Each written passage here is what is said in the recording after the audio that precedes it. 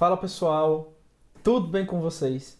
O meu nome é Roberto Júnior, eu sou professor de informática aqui no Estou Preparado e hoje estaremos aqui juntos para realizarmos o nosso super aulão para você que vai prestar o concurso, para o cargo de agente de trânsito da cidade de Olinda. Nossa querida Olinda, tão descrita, tão apresentada pelo nosso querido Isaqueu Silva, beleza? Então hoje estaremos juntos aqui analisando alguns pontos do seu edital, de informática, obviamente, e faremos isso da melhor maneira possível, realizando provas anteriores aí da banca Consulpan, beleza? Então, sem mais delongas, Roberto Júnior, tá? Aqui juntamente com vocês e vamos dar uma olhadinha aqui no nosso edital. Basicamente, o edital aqui ele é dividido em algumas partes que eu acabei deixando em negrito para ficar mais fácil a nossa conversa. A primeira parte ela vai envolver aqui noções de sistema operacional. Então, basicamente a banca costuma cobrar muito atalhos, teclas de atalho, é uma banca tradicional, a Consulpan, tá? E é raro você encontrar aqui questões dentro de nível médio cobrando conhecimento a respeito do Ubuntu, beleza? Ou Ubuntu, do Linux, tá certo? A maioria das questões envolve aqui o sistema operacional o Windows, o edital fala no Windows 11, mas a maioria das características cobradas, sobretudo aquelas envolvendo teclas de atalho, sempre vão ser aplicáveis aí a qualquer sistema operacional, tudo bem? Além disso, nós temos a seção 2 aqui, de aplicativos, o que vai envolver tanto o Microsoft Office, sem determinar uma versão específica, como também vai incluir aqui os documentos, da Google, tá? Então você vai ter lá o Google Apresentações, o Google Planilhas e o Google também, editor de texto, o Google, que permite essa edição de texto. Dentro de redes de computadores, a gente tem aí tantos conceitos envolvendo o funcionamento básico da internet, que é o ponto 3 aqui, como também ferramentas específicas associadas aí aos protocolos, principalmente quando a banca fala aqui endereçamento e procedimentos de internet e intranet, beleza? Além disso, nós temos o ponto 4, associado especificamente à internet e às suas tecnologias, tanto é que a gente tem aqui o uso de navegação, sites de busca e pesquisa, grupos de discussão, redes sociais e aplicativos de navegação, dos quais o examinador costuma cobrar muito aqui características dos navegadores, beleza? No ponto 4 a gente tem correio eletrônico. Aí, em relação a correio eletrônico, é importante que você lembre lá do e-mail do Windows, do Mozilla Thunderbird, como sendo clientes de e-mail, e também saiba as regras de funcionamento básicos aí, ou básicas, melhor dizendo, dos correios eletrônicos. Principalmente os campos, que a gente vai preencher ao longo da edição aí desses correios eletrônicos, tudo bem? Além disso, nós temos soluções de comunicação, que são extremamente importantes hoje em dia para o nosso cotidiano. Daí a banca ela descreve tecnologias, aplicativos de mensageria e comunicação. Aí apresenta WhatsApp, Telegram, Skype, Discord, e outras ferramentas mais. Então tudo que envolve comunicação, uma solução de comunicação dentro principalmente do ambiente corporativo, pode ser abordado aqui pela banca, tá? Computação em nuvem também é um exemplo aqui, tá? Fala em computação em nuvem, aí fundamentos de cloud computing, tipos de oferta de serviço, aí tem o IaaS, o PaaS e o SaaS, como modelos de implementação, serviços e provedoras. Aí ele fala aqui das infraestruturas, da Google, da Amazon e da Microsoft. Google a gente vai ter o Google como um todo, tá certo? Na Amazon a gente vai ter a AWS, na Microsoft a gente vai ter a implementação aí da Azure, como uma empresa, como uma plataforma que vai oferecer essas implementações. Ainda chegamos agora num ponto que não é tão cobrado, não é tão explorado pela banca, estranhamente, que é a ideia da segurança da informação, tá? Apesar de estar obviamente, aqui no nosso edital. Então, segurança da informação, aí ele fala aqui em fundamentos e princípios, procedimentos de segurança, malware, né, vírus, worm, trojana, aplicativos de segurança envolvendo antivírus, firewall, anti-spyware e outros, tá certo? Então, nós temos aqui 6 pontos do seu edital, apresentado agora de forma rápida, de forma pontual, né? Vamos agora partir para as nossas questões. Vamos ver como a banca costuma cobrar isso aqui. Então, no ano de 2023, meu caro aluno, minha cara aluna, tivemos aqui uma questão cobrando conhecimento dentro do Windows 11, né? Lá na Prefeitura de Carnaúbeira da Penha, também em Pernambuco, que nos diz o seguinte, ó, visando ajudar os seus usuários no dia a dia, o Microsoft Windows 11 caracteriza-se como sistema operacional com diversos utilitários já instalados. Um dos seus recursos oferece uma maneira rápida de desativar todas as comunicações. Então, o que o examinador apresenta aqui é isso, né? Todas as comunicações sem fio em seu computador, tais como Wi-Fi, celular, Bluetooth, NFC. A sala alternativa que apresenta o nome deste recurso do Windows 11. Gente, a partir do Windows 10, nós tivemos aqui algumas alterações, tanto na interface como também em relação aos recursos dentro do sistema operacional Windows, uma vez que cada vez mais, né, esse sistema ele começa agora a ficar com características mais semelhantes aos dispositivos móveis, tá bom?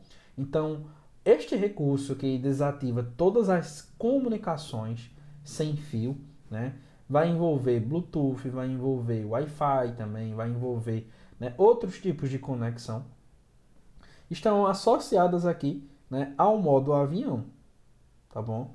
Então, modo fácil, modo avião, modo suspensão e modo hibernação, destes quatro, né, dessas quatro alternativas, aqui se encaixaria, aqui seria o modo avião, que já estava presente bem antes de termos essa ideia aqui de sistema operacional, inclusive associada, né, aos computadores, tá bom? Então é um conceito que vem lá dos dispositivos móveis e hoje, né, existe aqui dentro do sistema operacional.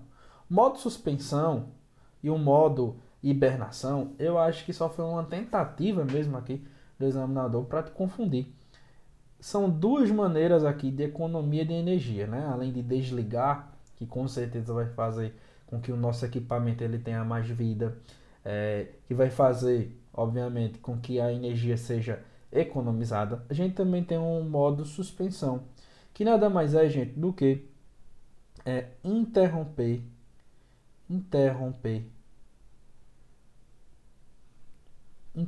né? Deixa eu apagar aqui. A energia parcialmente. Por que parcialmente? Porque a suspensão, basicamente, ela apaga a tela e apaga também de repente aí a iluminação do teclado, né, estes recursos aí. Então, quando você toca no mouse, quando você digita lá uma tecla do seu teclado, automaticamente o sistema volta a funcionar. Por isso que eu costumo aqui conceituar dessa forma, como sendo um interrompimento parcial da energia, né? Por exemplo, a tela é desligada e consiste basicamente nisso. O modo hibernação, a gente vai ter a interrupção, ele vai interromper completamente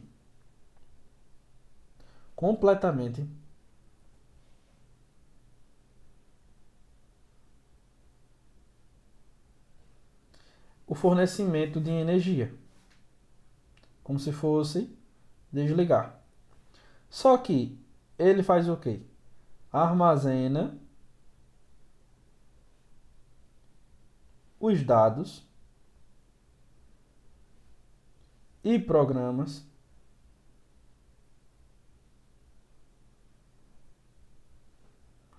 no HD. Então, os dados e programas, eles vão ser aqui armazenados. Eles vão ser armazenados no HD, beleza? Então, esses dados eles vão ser recarregados na memória RAM do computador assim que você reiniciar o sistema operacional, beleza? Então, o primeiro conceito aqui trabalhado no contexto do Windows 11 vai ser justamente o modo avião, que vai interromper todas essas conexões sem fio. Vamos à nossa questão de número 2, também cobrada aí no mesmo concurso, né, de Carnaúbeira da Penha, que nos diz o seguinte: o Windows 11 é um sistema operacional da Microsoft que traz diversos aplicativos para realizar diversas operações do computador. Para atender usuários com deficiência, né, este sistema operacional traz recursos como narrador, teclado virtual, melhor dizendo, e lupa. Assinale o nome da opção nas configurações do Windows que possibilita ativar e configurar essas ferramentas. Aí nós temos contas, sistema, acessibilidade e personalização. Porém, o que é que acontece? A gente tem aqui como possibilidade envolvendo narrador, teclado virtual e lupa, justamente a ideia aqui da acessibilidade, beleza? Porque são ferramentas, né, gente, devidamente associadas às dificuldades que as pessoas podem ter ao utilizarem um computador. Então, a pessoa que tem deficiência visual, por exemplo, vai se utilizar do recurso narrador. A pessoa que tem dificuldade motora, né, as mãos não funcionam como deveriam, né, funcionar, podem se utilizar de repente do teclado virtual. Então, com um clique a pessoa consegue ali, né, movimentar, digitar várias teclas por meio do teclado virtual. Além disso, temos a lupa, que também, né, facilita bastante a visualização do conteúdo da tela do computador, tá bem? Então, são ferramentas de fé e fato associadas aqui à acessibilidade do sistema operacional. Questão agora de número 3, também aqui no concurso de Carnaúbeira da Penha, né, para um cargo de nível médio, cargo de agente administrativo, que nos diz o seguinte, ó: o Microsoft Windows oferece diversos recursos para que os usuários organizem e manipulem seus arquivos dentro do computador. Um deles é o conjunto de atalhos que utilizam a tecla Windows, também chamada de WinKey. A figura abaixo mostra esta tecla localizada entre as teclas Ctrl e Alt. Aí nós temos, né, Ctrl e Alt, e o botão Windows aqui também é chamado de WinKey. Tudo bem. Diante do exposto, assinale a alternativa que descreve o atalho envolvendo a WinKey, né, a tecla WinKey, que permite ao usuário definir o modo de projeção, duplicar, estender, né? Ok, somente esta tela. Para cenários com múltiplos monitores projetores no Windows 11. Lembrando que essa tecla, essa combinação do botão Windows mais uma outra tecla, ela vai ser reproduzida no Windows 7, no Windows 8, no Windows 10 e também no Windows 11, tá? Então não é algo exclusivo aqui do Windows 11 não, tá, pessoal? Este é o primeiro ponto a ser analisado, ok? Então, letra A, Ctrl mais C, Windows mais C, Windows mais L, Windows mais P ou Windows mais V. Pessoal, olha só, Windows mais C geralmente está associado, né, à central, à Cortana, tá?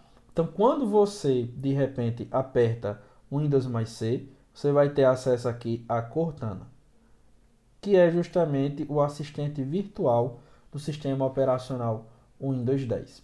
Um outro atalho que também é interessante é justamente, né, o Windows mais A.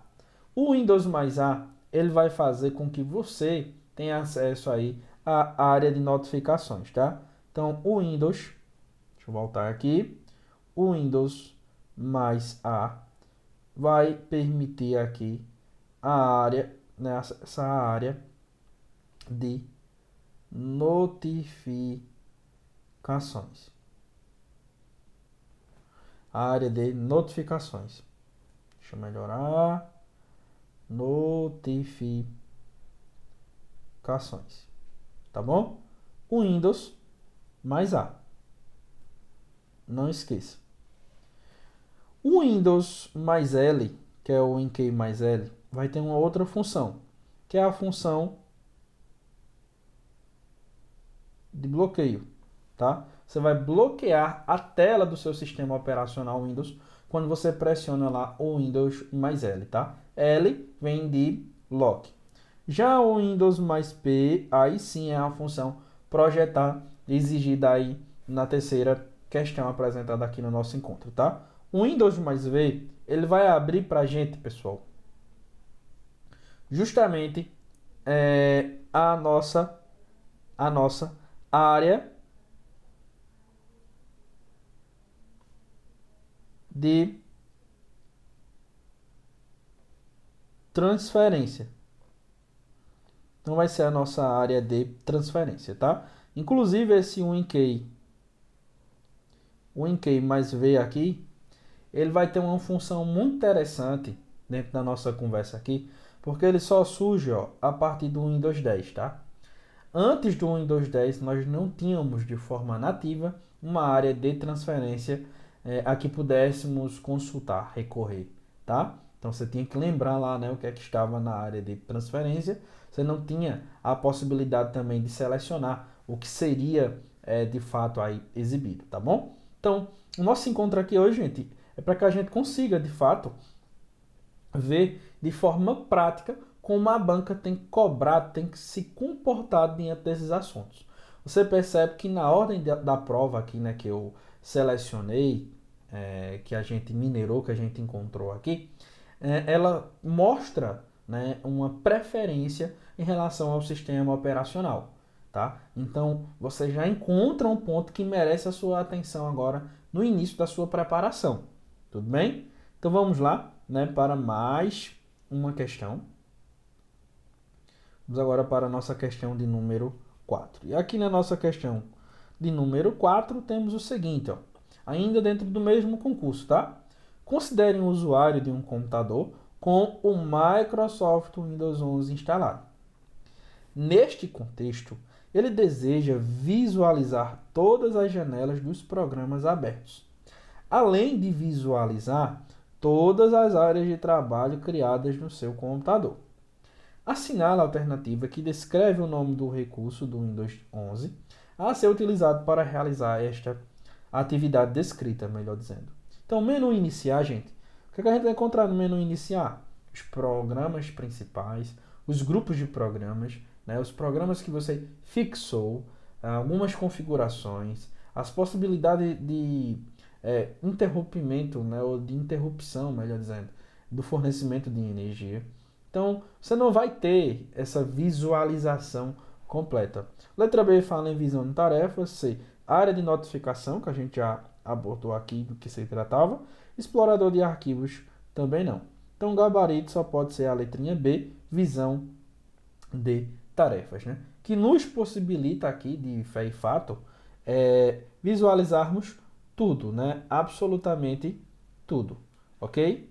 Então, quando a gente fala em visão de tarefa, tá? A gente vai conseguir aí visualizar várias áreas de trabalho, tudo bem? Então, esta é basicamente a funcionalidade dela. Vai permitir que você veja todos os programas abertos, todas as janelas, que você também consiga conferir um histórico de aplicativos abertos e também um histórico de documentos abertos, que são armazenados aí por 30 dias, tá? Então, este recurso, ele faz parte aqui do Windows 11 e também do Windows 10. Mas como a sua banca, ela deixa claro que quer os recursos do Windows 11, então você precisa ficar atento.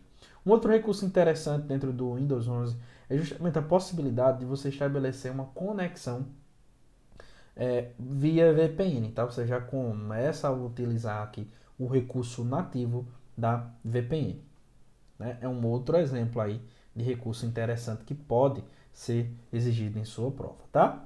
Agora, em uma outra prova cobrada aí no ano de 2022 para o cargo de administrador da prefeitura de Irauçuba, né, do Ceará, temos o seguinte: na atualidade, navegadores como Microsoft Edge, Google Chrome e Mozilla Firefox têm papel essencial para usuários da internet, pois são aplicativos que carregam e exibem as diversas páginas da internet. Esses programas permitem a adição de ferramentas simples que personalizam a experiência do navegador e oferecem mais controle, ampliando as funções do navegador. Qual o nome deste importante recurso disponível no Edge, Chrome e Firefox? Gente, o que, é que o examinador quer dizer quando está disponível nesses três, né? Basicamente é que está disponível em todos os navegadores. Tudo bem? Aí como ele fala?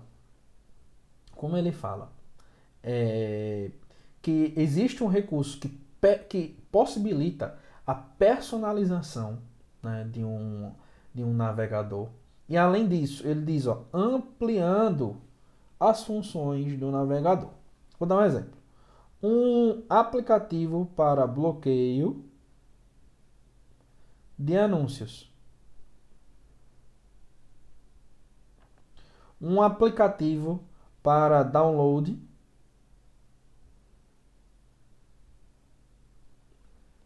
de áudio. Um aplicativo, de repente, para fornecer VPN no navegador. Todos esses caras aqui não estão de forma nativa na maioria dos navegadores, beleza? Então é preciso que você complemente, né, esta função do navegador, que é a função de acessar páginas. Então a gente chama esses carinhas aqui de complementos. Ou, como o examinador apresenta aqui, ó, coleções, favoritos, extensões e desempenho, a gente está falando aqui justamente de extensões, beleza? Então, questão de número 5, extensões. Coleções, dentro do Edge, né, a gente coloca vários e vários itens dentro dessas coleções. Seria a possibilidade, por exemplo, de juntar diversos links, diversas imagens dentro da própria web e colecionar, facilitar, agrupar essas informações. Nos favoritos, nós também poderíamos fazer isso, agrupar. Só que agruparíamos aí basicamente páginas, né, páginas web visitadas. Então, para acessar, por exemplo, adicionar, né, melhor dizendo, uma página aos favoritos, você pressiona lá Ctrl mais D, beleza? Ctrl mais D dentro de qualquer um desses três navegadores vai adicionar esta determinada página aí aos favoritos, tá? Então, extensões, desempenho, viajar daqui no contexto, né, do que a gente quer, tá? Então, extensões ou complementos são sinônimos, né, e são aí muito utilizados. Um outro conceito dentro de navegadores que você precisa conhecer para a sua prova é justamente a ideia dos cookies. Professor, o que são cookies? São aplicativos ou arquivos, né, para ser mais realmente específico e técnico, que armazenam as suas preferências de navegação, tá? Então, os cookies eles salvam endereços que você inseriu em algum site, em algum formulário, salvam aí número de telefone, número de endereço de e-mail, os seus dados bancários são salvos também em cookies, tá bom? Vamos lá. Questão agora de número 6, né? Ainda no mesmo concurso, que nos cobra o seguinte: ó. Programas como o Microsoft Excel oferecem ao usuário planilhas eletrônicas voltadas para a realização de cálculos complexos, construção de tabelas e gráficos. Um dos recursos mais poderosos disponíveis nesse programa permite ao usuário calcular, resumir e analisar os dados, que lhe permitem ver comparações, padrões e tendências nos dados, a partir de tabelas e intervalos, fontes de dados externas, né, ou modelos de dados. Assinale a alternativa que descreve o nome deste recurso. Letra A, tabela dinâmica. Letra B, classificar e filtrar. Letra C, formatação condicional. Letra D, preenchimento automático. Pessoal, o recurso que possibilita isso, né, essa experiência com o nosso Excel, é justamente a tabela dinâmica, tá? Então, a tabela dinâmica possibilita aí todo esse controle no que diz respeito à visualização de dados, a inteligência por meio aqui, por exemplo, do Excel, tá bem? Então, tabela dinâmica. O nome dinâmico vem de mudar, que na verdade toda a visualização, os dados, né, acabam aí sendo modificados de acordo com as suas preferências. A gente também chama isso aqui, de certo modo, de dashboard, né? Que é essa possibilidade aí de visualizar, né, os dados. Vamos lá agora a nossa sétima questão, né, cobrada no ano de 2023 para o cargo de administrador na Prefeitura de Teotônia, no Rio Grande do Sul, que nos diz o seguinte, ó: nos parques tecnológicos é comum aos usuários do Microsoft Windows verificar e ajustar diversos recursos do computador. Imagine que um usuário está em um computador com Windows 11 e a área de notificação apresenta-se como a imagem a seguir. Então, ó, temos aqui o símbolo de Wi-Fi, de Bluetooth, o modo avião, que a gente já trabalhou em uma outra questão, né, anterior, economia de bateria, luz noturna, né, que é um recurso aí extremamente interessante, principalmente para quem, assim como eu, tem hipersensibilidade, né, à luz, tá? E a acessibilidade. E temos aqui controle para iluminação, para altura do som, né? Aí temos o ícone aqui de bateria, tá certo? Aqui embaixo o ícone que indica a conexão com a rede, som, bateria, horário e a data, né? Olha aqui, 2/5/2023 e algumas notificações para ver. Tudo bem, já analisamos tudo, né, da imagem. Ele diz: o usuário precisa ativar o recurso do Windows que filtra a luz azul para fornecer cores mais quentes e mais agradáveis aos seus olhos durante longos períodos de trabalho. Baseado no exposto acima, assinala a alternativa que traz o nome do recurso da área de notificação a ser acionado pelo usuário para realizar a configuração desejada. Letra A, Bluetooth. Letra B, modo avião. Letra C, luz noturna. Letra D, acessibilidade. E a letra E, economia de bateria. Gente, eu já eliminaria esses dois aqui, né, de cara, porque não tem nada a ver com a nossa conversa aqui, ó. Bluetooth e economia de bateria, viajar. Aí, modo avião, a gente já viu que a finalidade dele não é adequar a visualização da tela, da imagem, né, aos olhos de alguém de repente. Aí a acessibilidade poderia trazer uma certa dúvida, mas a gente também já trabalhou o recurso acessibilidade, né? Vimos lá que existem algumas ferramentas como narrador, né, lupa, né, que acabam aí sendo utilizados. Inclusive o próprio teclado virtual também faz parte, né, desse recurso chamado acessibilidade. Então, eliminando a letra D, né, fica aqui somente a letrinha C, de certeza da aprovação. Bom, e você que está aqui no nosso canal, né, no canal do Estou Preparado, como forma de agradecimento, né, aqui a nossa disponibilização de tempo e também, né, de conteúdo gratuito e de qualidade, pode se inscrever no nosso canal, não é verdade? Pode se inscrever no nosso canal, pode visitar também o nosso site e conhecer aí os nossos pacotes, né, nossos pacotes de preparação aí exclusivos para a banca Consulpan e exclusivos também para o seu concurso, nesse concurso que você está aí, né, se preparando, beleza? Então, não deixe, né, de nos visitar nesse sentido. E aqui no YouTube você pode se inscrever no nosso canal e deixar também, ó, o seu joinha como um retorno, né? Fazer os seus comentários, dizer de onde você vem, tá bem? E é isso aí. Vamos lá, questão de número 8.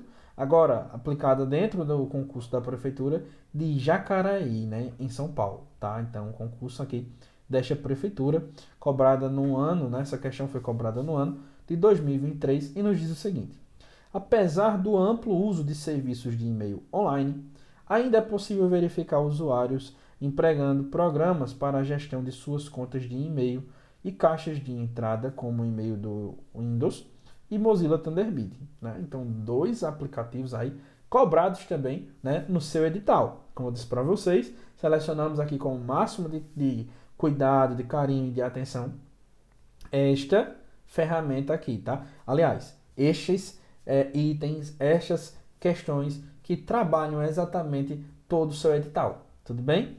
Então, ó, ele fala aqui no e-mail do Windows e também fala no Mozilla Thunderbird. Então, vamos lá. Um usuário deseja enviar uma proposta comercial para um cliente com uma cópia para o seu gerente. Entretanto, o cliente não pode saber que o gerente do usuário recebeu a proposta. Assinale a alternativa que apresenta o nome do campo onde o usuário deverá informar o e-mail do cliente. Gente, olha só. Parece aqui, né, neste momento, o examinador parece um jogador de futebol habilidoso. Ele pedalou para um lado, pedalou para o outro, parou diante do goleiro, olhou para um lado, chutou para o outro, né? Porque ele vinha descrevendo aqui os elementos aí, de repente, em relação ao seu gerente, né? Uma cópia ao seu gerente, que o usuário, de repente, não iria saber. Aí, neste caso, o campo seria o CCO, né? Já que D é quem está enviando e o CC, né, que é a cópia carbono, seria identificada por todos os relacionados, associados à comunicação. Mas, do nada, ele pergunta aqui onde é que o endereço do cliente deve estar. E claro que é no para, porque ele é a comunicação principal, já que a própria questão diz, ó, que ele vai enviar uma proposta comercial para esse determinado cliente, tá? Então, gabarito aqui da questão, letrinha D de dado. Então, aqui eu tenho para apresentar para vocês, né, o preenchimento, alguns elementos aí na composição, na edição, né, de um determinado e-mail. Então, eu tenho o D, que também pode ser encontrado na sua forma inglesa, né, que é o from, que é o remetente da mensagem, né, é aquele que envia a mensagem. Isso é um campo obrigatório, com certeza, que vai ser preenchido automaticamente se você for enviar para outra pessoa. Obviamente, o seu endereço de e-mail fará parte aqui deste campo, tá bem?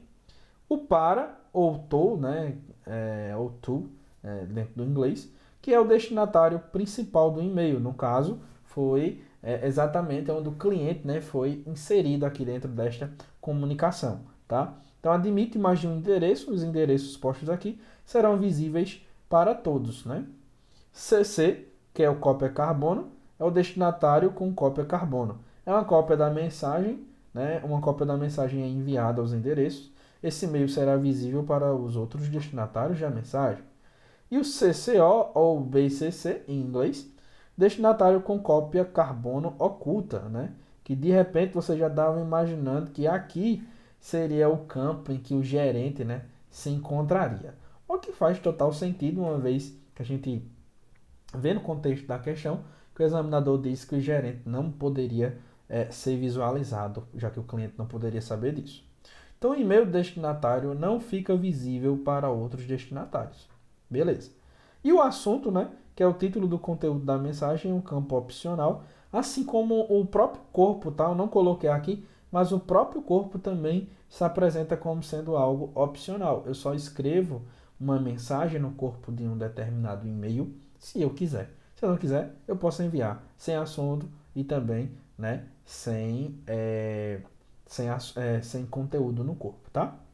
Vamos lá, a nossa questão agora de número 9, ainda dentro do concurso, né, da Prefeitura de Jacareí, em São Paulo, que nos diz o seguinte: uma das áreas que mais cresce no meio tecnológico é a de comunicação, que possibilita à sociedade trocar mensagens de forma ágil e dinâmica.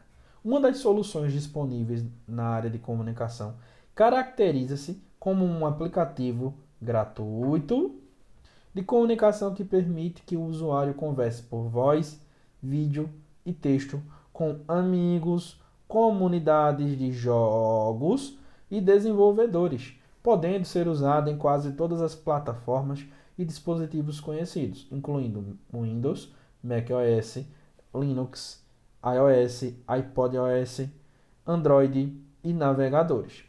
Nesta plataforma, qualquer pessoa pode criar um servidor de graça para reunir amigos em um bate-papo em um grupo, por voz ou por texto, né? Ou por voz, e cada usuário tem uma tag, né, que é uma identificação única nessa solução. Essa é uma alternativa que apresenta o nome deste aplicativo de comunicação. E a gente tem o Duo, temos o Skype, Discord e Telegram. E, gente, aqui nós estamos falando aí do Discord, né? Todo mundo que já teve essa experiência em comunidades de jogos, de amigos, e hoje é muito utilizado, inclusive, para estudar, né? Tem alguns conhecidos que estudam por meio do Discord, que se encontram, que conversam ali como uma forma de estabelecerem realmente aquela sensação de comunidade, tá? Então o Discord, ele existe muito aqui com esta finalidade. Questão agora de número 10, ainda aplicada, né, lá dentro do contexto do concurso da Prefeitura de Jacareí, que nos diz o seguinte: programas como o Microsoft Excel permitem ao usuário criar planilha eletrônica envolvendo cálculos e gráficos avançados, manipulando grandes volumes de dados. Considera a planilha abaixo uma versão recente do Excel em português, na qual, na qual lista as unidades de um produto vendidas por uma empresa pelo país. Então temos o estado, Amazonas, Ceará, São Paulo, Santa Catarina e as unidades comercializadas. Ok, ok. Considere que o usuário precisa calcular a média dos valores apenas dos estados que tiverem mais de 5.000 unidades comercializadas. Assinale a alternativa que apresenta o nome da função do Excel que permite atingir o objetivo desejado. Letra A, média. Letra B, média A. Letra B, média C. Ou letra D, média CIS. E, gente, o gabarito, letrinha C. Ele quer que a média seja realizada, mas somente daqueles estados que alcançarem uma determinada regra, um determinado critério. No caso, que tenham vendido aqui 5.000 unidades. Então, só teríamos aqui o cálculo da média, ó, entre São Paulo e Santa Catarina, tá bom? Que o examinador também poderia cobrar esta compreensão, né? Questionando quais estados eles seriam aqui utilizados nessa média e qual a função, né? Para deixar um pouco mais difícil. Agora vamos à nossa questão de número 11, né? Mais uma questão aí, dentro do concurso realizado pela Prefeitura de Jacareí, em São Paulo, no ano de 2023, né? É uma prova aí atual, que nos diz o seguinte: para acessar o explorador de arquivos utilizando o teclado do Windows 7, é necessário pressionar. Vamos lá. Pessoal, o Windows 7 mas essa regra se aplica ao Windows 10, ao Windows 11. Então, fique tranquilo. É uma característica genérica que a gente coloca aqui para explorar, obviamente, com vocês o que há de melhor, né, para a sua preparação.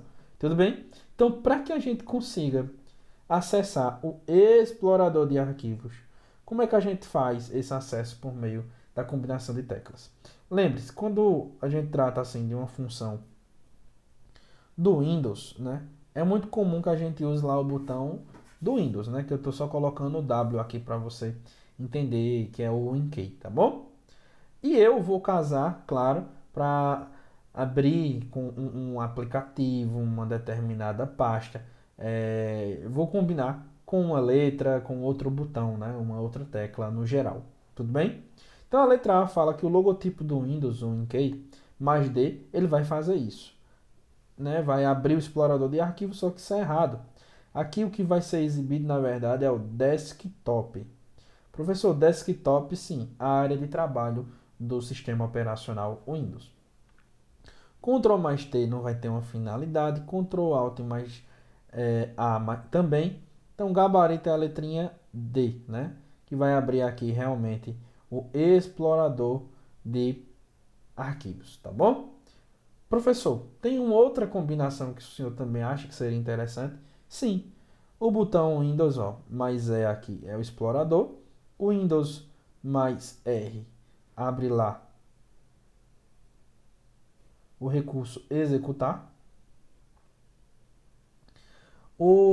a combinação também, o Windows mais V abre a área de transferência.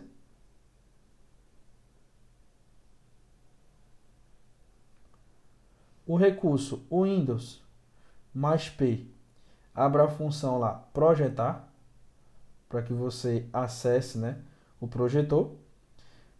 Deixe-me ver uma outra combinação aqui, que seria interessante também. Windows mais I, que vai abrir aí o recurso configurações.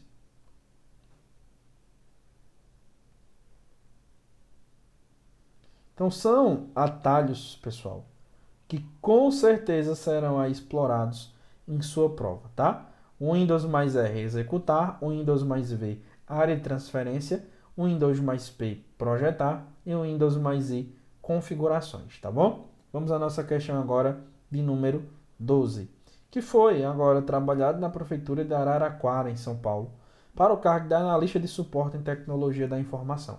E calma, muita calma, porque apesar desta questão ter sido aplicada aí para um concurso específico da área de TI, o conceito trabalhado nela é simples, é comum, certamente você já estudou, e se não estudou, com certeza agora você vai compreender com a nossa explicação, tá? De forma rápida e também, né, de forma aí teórica, né, tomando todo o cuidado com o que você precisa de fato saber.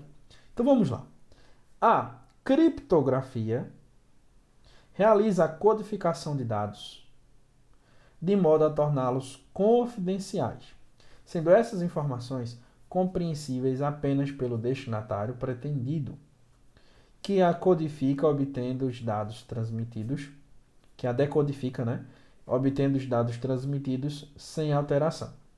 Um dos modos existentes de criptografia consiste em um sistema para encriptar e decriptar uma mensagem a partir do emprego de duas chaves distintas, sendo uma pública e a outra privada. Assinala a alternativa que apresenta o nome desta técnica de criptografia, né? Gente, ó, se eu tenho duas chaves distintas, uma pública conhecida por todo mundo e outra privada, eu tenho um par de chaves, né? Eu tenho a criptografia aqui dentro do contexto de concurso público dividida em duas partes. Eu tenho a criptografia simétrica e a assimétrica. Assimétrica é quando eu utilizo uma chave só para criptografar e descriptografar ou decodificar aquilo que foi codificado, tá bem? Então, a assimétrica é quando eu tenho duas chaves distintas, que é exatamente o que o examinador ele conceitua. Ele apresenta A, quântica, B, simétrica, C, certificado. E a D, ele também apresenta aqui assimétrica, né? Então, o gabarito aqui da nossa questão de número 12 só pode ser a letrinha D. E eu acabei trazendo aqui para vocês, claro, com certeza, né, um esquemazinho para que você compreenda isso melhor. Dentro de uma comunicação, sempre vamos ter o emissor e o receptor, né, de determinada mensagem, né? Vocês já devem ter visto isso aqui. Se não viram, ainda vão ver em algum momento com o nosso querido professor, né, Matheus Iata. Tudo bem? Então, o emissor, ele envia algo, o receptor, como o próprio nome diz, ele recebe o que foi enviado pelo emissor. Imagine que o emissor A quer falar com o emissor B e ele precisa garantir a segurança, né, o sigilo, a confidencialidade dessa comunicação. Então, o que é que ele vai utilizar? Ele vai utilizar justamente a criptografia. Neste caso, a criptografia simétrica, né? Então, ó, o texto original ele foi criptografado por uma chave, né? Uma chave secreta que vai ser compartilhada aqui. Ou seja, uma chave dita privada, tá bom? Sem nenhum problema. Tudo bem. Essa chave nada mais é do que um método, do que um algoritmo criptográfico, que vai possibilitar aqui, ó, um texto cifrado, criptografado. Chegando ao destinatário, o receptor vai precisar fazer o quê? Descriptografar tal texto cifrado ou criptografado. Então, o que é que ele vai utilizar? Ele vai utilizar a mesma chave, a mesma técnica que foi usada lá para criptografar. Por isso que a chave ela vai ser compartilhada entre os dois, né, entre A e B, mas ela precisa ser privada, porque se alguém consegue acessar essa chave de criptografia, obviamente ela vai conseguir, né, conhecer o conteúdo da comunicação, o que não é interessante, né, para o princípio da confidencialidade, tá? Então, aqui dentro da comunicação simétrica, vai ser utilizada a mesma chave para criptografar e descriptografar. E é isso que você precisa entender. Simetria, que é a palavra que dá origem à simétrica, está associada à igualdade. Então, a chave A, ela vai fechar o cadeado da criptografia e também vai abrir. Por isso que a gente diz que é simétrico, que é o mesmo, tá? Em contrapartida a isso, nós temos a assimétrica. Essa expressão aqui, ou melhor, esse prefixo a, indica uma negação. Então, enquanto o simétrico era uma chave só, aqui a assimétrica vai apresentar duas chaves. Então, eu tenho aqui o texto original, que precisa ser enviado, por exemplo, para Beto.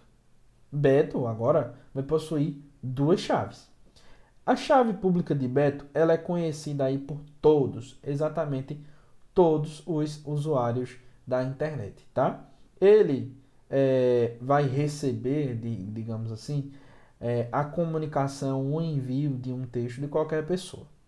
Então, a gente vai pegar aqui uma chave pública, porque todo mundo conhece, né, a chave pública de Beto, e vou enviar os dados para ele. Se fosse para falar com o Ricardo, a chave pública de Ricardo. Se fosse para falar com Joana, a chave pública de Joana, tá? Então, o algoritmo criptográfico, ele vai pegar esse texto original e vai transformá-lo aqui em um texto cifrado. De igual modo, acontece lá com a tecnologia de criptografia simétrica, né? Neste ponto aqui não há diferença. A diferença é que eu uso duas chaves diferentes, como a questão, né, apresentou para a gente. Então, quando chegar lá em Beto, Beto com a sua chave privada vai usar o algoritmo criptográfico da sua chave privada para decriptografar, ou descriptografar, melhor dizendo, a mensagem que foi cifrada, que foi, né, aí criptografada. Tudo bem? Então, basicamente é esta aqui a diferença entre criptografia simétrica e criptografia assimétrica. Tudo bem? Então vamos à nossa questão de número 13, que nos diz exatamente o seguinte, ó: sobre a internet, um outro ponto do seu edital, assinala a alternativa correta, tá bom? Assinale a alternativa correta. Letra A. O DHCP é um protocolo utilizado para identificar um site da internet.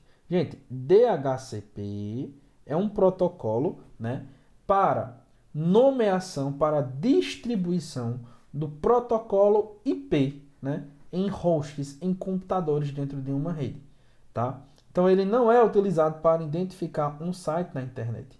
Esse conceito aqui ele está associado de repente a um DNS ou até mesmo a um IP que também vai identificar, tá certo? Um site.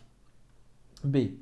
O socket é utilizado para permitir que computadores obtenham endereços IP automaticamente. Não, esse conceito aqui seria justamente o de DHCP, tá bom? C. Gateway estabelece conexão entre cliente e servidor através de IP e porta. Gente, por que essa alternativa ela está errada? O gateway ele vai ser basicamente uma máscara, né, que vai conectar redes diferentes. Por exemplo, eu tenho aqui uma rede LAN que vai se comunicar com a rede LAN 2. Então a gente vai ter aqui, né, o gateway, beleza? Fazendo justamente a conexão, a interface entre essas duas redes distintas, roteando de repente aí essas conexões. Então ele não estabelece essa conexão entre cliente e servidor não, tá? Como se fosse uma conexão direta com IP e porta. Tudo bem? Por isso que está errado. Só nos resta aqui a letrinha D. Ó. Um domínio é um nome único de identificação de um site na internet. Sem ele, seria preciso memorizar uma sequência numérica ao invés do nome de um site. Isso é verdade. E qual é o nome que a gente dá a essa sequência numérica? IP, tá? Inclusive o DNS, que é o Sistema de Nomes de Domínio, ele consegue trabalhar nessa relação entre IP e nome de site, tá? Então, nós temos o IP, por exemplo, o nome e o endereço do site, né, do YouTube. E a gente também consegue acessar o YouTube por meio do IP, colocando no navegador. Para descobrir isso, é só você colocar assim, ó. Você abre o seu CMD, o prompt de comando do seu Windows, e coloca assim, ping, e coloca o endereço do YouTube, o endereço por nome. E vai ser entregue para você justamente lá o endereço IP do YouTube para que você consiga, né, realizar esse tipo de teste. Tudo bem? Show de bola? Bacana? Professor, eu não estou entendendo nada. Então, ó, deixa eu fazer aqui, né, com vocês. Tá bem? Vamos lá. Ó, vou abrir aqui por meio do Windows mais R o meu CMD. CMD, prompt de comando, né? Foi exibido aqui, deixa eu mostrar para vocês aqui na tela de vocês. Então, ó, abri, né, o meu CMD, digito aqui ping e o endereço, né? Eles que não podem encontrar, deixa eu ver o problema aqui. Ah, deve ter sido a ideia de eu ter colocado com protocolo, né? Então, www.youtube.com. Dou OK. Agora ele fez realmente, né, o teste. Esse ping ele manda, né, um pacote de dados justamente para fazer um teste de conexão. Ele enviou aqui 32 bytes, né? E disse que foi enviado 4 blocos que completam aqui os 32 bytes, no caso 4 blocos cada um de 8 bytes, né? Foram recebidos 4, não houve perda nenhuma. Então, 100% de entrega. Mas olha o que aconteceu. Ele pingou aqui, né, o endereço lá do nosso YouTube. E o endereço do nosso YouTube, ó, é o endereço de IPv6, né? Então você pode simplesmente pegar esse código, né, e lançá-lo lá dentro do seu navegador, né, 2800, isso mesmo, de IPv6 e você vai acessá-lo do mesmo jeito, tá? Professor, e se eu quiser saber de repente o do Facebook, www.facebook.com. Aí ele vai mostrar lá o IP, né, do Facebook, ó, tá aqui, o IPv6, né? IP versão 6, né? Tivemos lá também 0% de perda. Você pode inclusive fazer com qualquer tipo de site para fazer esse teste, né? Para realizar esse teste, saber se o site realmente é íntegro ou não, se ele rouba dados ou não. Você pode colocar, né, qualquer endereço de site aí para fazer esta verificação. Então aqui eu apresento para vocês, pessoal, alguns protocolos, tá? Tem um protocolo HTTP, HTTPS, FTP, DNS, NNTP e SNMP. Esses dois aqui eu não acredito que o Instituto Consulpan cobre, tá? Porque eles nunca cobraram, não é um protocolo muito tradicional, tá? Agora SMTP, POP3 e MAP, acredito sim que eles podem cobrar, tá bem? SSH e Telnet de forma um pouco remota, mas eles podem cobrar sim. Agora vamos entender. O que é que faz o HTTP? O HTTP é o protocolo para transferência de hipertexto ou de páginas web, só que sem segurança, tá? HTTPS vai fazer a mesma coisa, só que com uma camada adicional de segurança, principalmente aqui por meio, né, do protocolo SSL e TSL, né, que são protocolos criptográficos. FTP para transferência de arquivos na internet, DNS para o sistema de nomes, né, dentro da internet também. SMTP, POP3 e MAP são utilizados aqui para a gerência, né, das caixas de e-mail. O SMTP envia e-mail. O POP3 e o IMAP recebem e-mail. Mas eles têm uma diferença entre si, em que o POP3 ele baixa a mensagem do servidor e apaga essa mensagem que estava no servidor, deixando ela presente somente no seu computador, somente no seu cliente de e-mail, tá? Enquanto o IMAP permite que você baixe a mensagem do servidor e que essa mensagem ela coexista tanto dentro desse servidor como também no seu computador, beleza? SSH e Telnet são dois protocolos que favorecem o acesso remoto a computadores. Porém, com uma diferença básica entre eles. SSH é um protocolo criptográfico, ou seja, oferece um acesso remoto a computadores com criptografia, enquanto Telnet não, tá? É um acesso a computadores em LAN ou dentro da própria internet, só que sem criptografia. Vamos lá, a nossa questão agora de número 14, tá? Que nos diz o seguinte: a segurança da informação é uma área de preocupação crescente nas organizações e no dia a dia dos usuários, uma vez que o mundo digital vem sendo utilizado para atividades do cotidiano. Diante do exposto, considere que um usuário está navegando em um site da internet e se depara com as seguintes informações fornecidas na barra do navegador. Então, está selecionado aqui o Google, né? Então, temos aqui o símbolozinho do cadeado. HTTPS, esse S é de segurança, então significa que se utiliza de um protocolo mais seguro quando a gente compara com HTTP, tá? E temos o seguinte, ó. A partir da imagem acima, pode-se afirmar corretamente que, letra A, o site exige uma senha do usuário para a sua correta e completa utilização? Errado. Né? Aqui, gente, ó, é o www.google.com, é só para pesquisa. Né? E esse HTTPS aqui, juntamente com o cadeado, apesar do examinador não ter direcionado sua atenção para isso, não significam que você vai ter que colocar uma senha, tá? B. O site possui um certificado válido emitido por uma autoridade confiável. Aí aqui, sim, é o nosso gabarito. Por quê?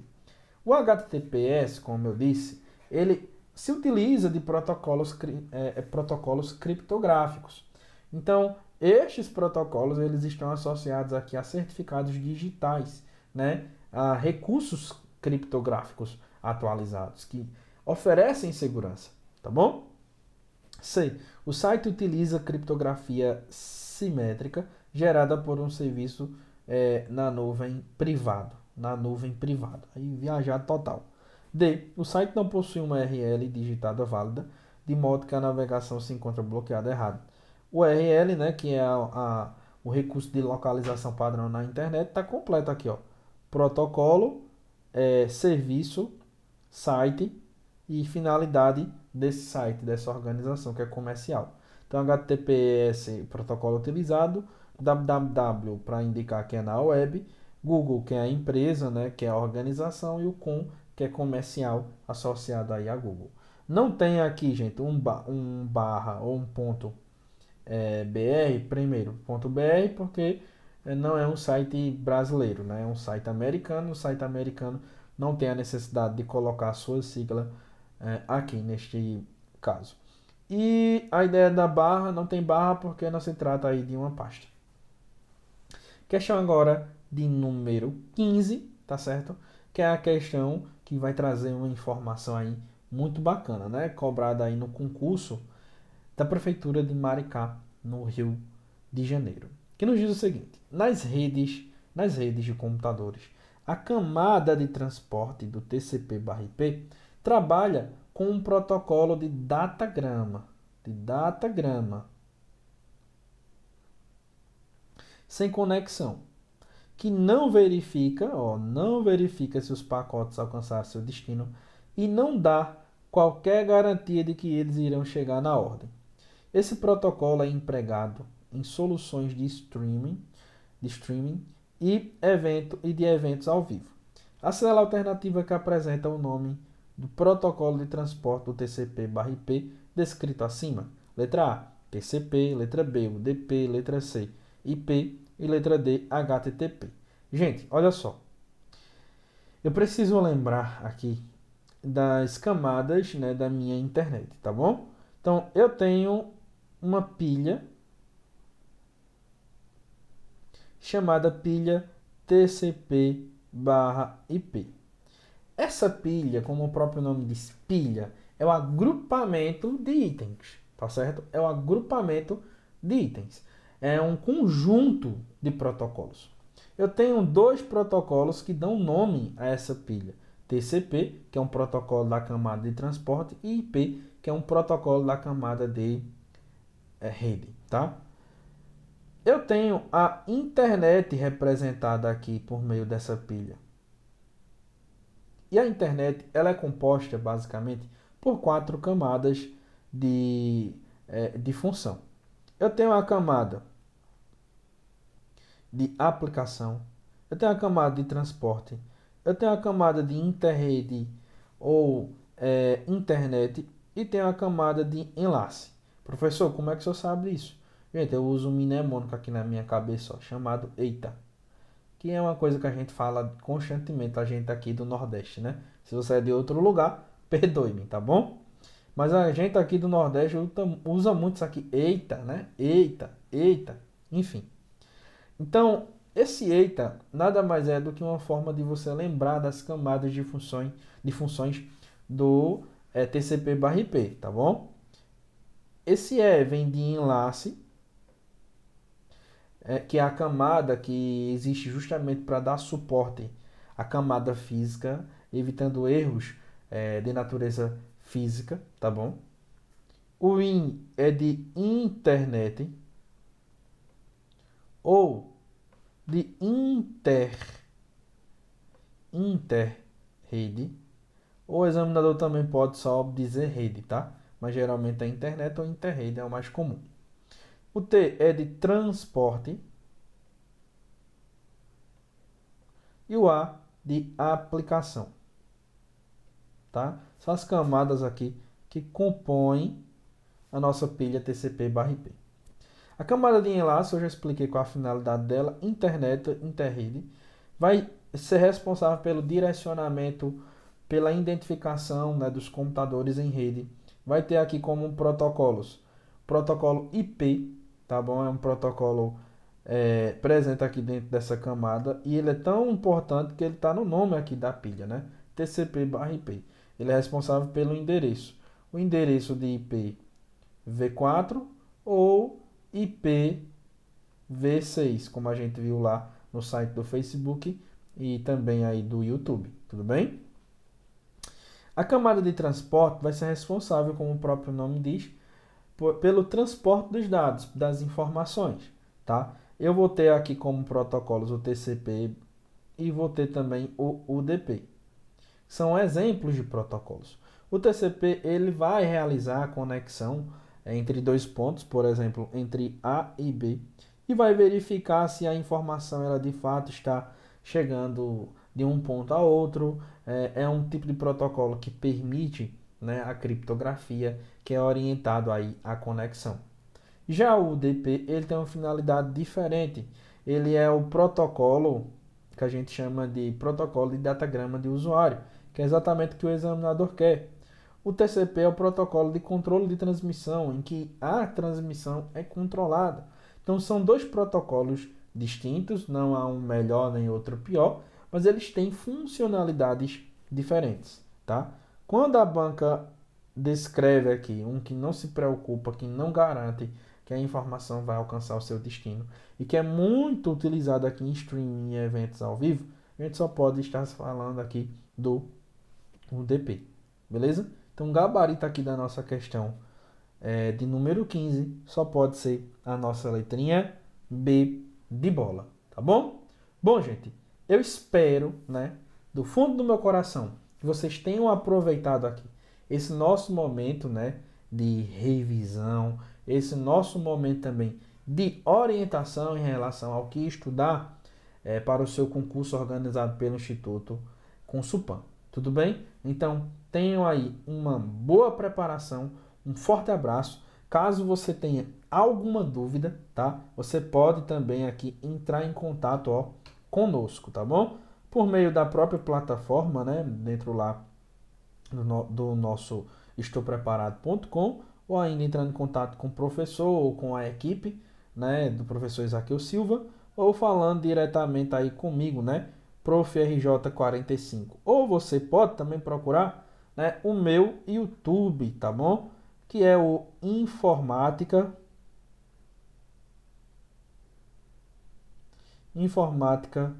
Sem Neura, tá bem? Então, como disse para vocês, cuidem-se e tenham um excelente estudo, tá? E continuem aqui no nosso evento. Um beijo no coração de vocês e até a próxima oportunidade.